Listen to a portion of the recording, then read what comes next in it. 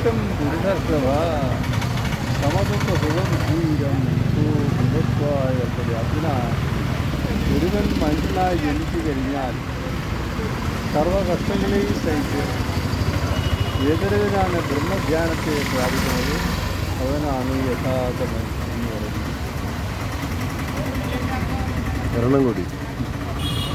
ഒരെണ്ണം കൂടി പറ.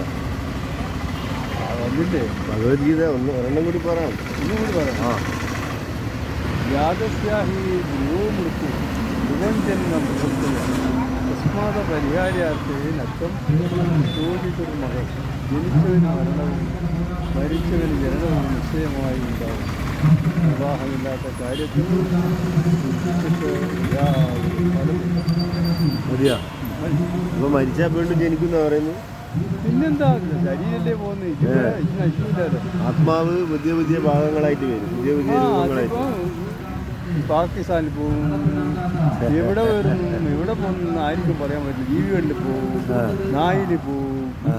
അതൊന്നും നമുക്ക് ഏത് രാഷ്ട്രത്തും ഏത് രാജ്യത്തും പോവാം, ഏത് രൂപത്തിലും പോവാം. ഭാവവും രൂപവും ഇല്ലാത്തല്ല.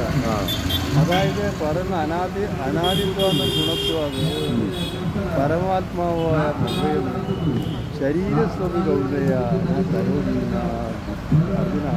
ഈ ശരീരത്തിലിരിക്കുന്ന ഈ ആത്മാവ് യാതൊന്നിനോടും കൂട്ടുന്നില്ല. മായയാകട്ടെ ഇതെല്ലാം പ്രവർത്തിച്ചുകൊണ്ടിരിക്കുന്നു. കേരളത്തിൽ അഭിനാണ് മതിയില്ലേ?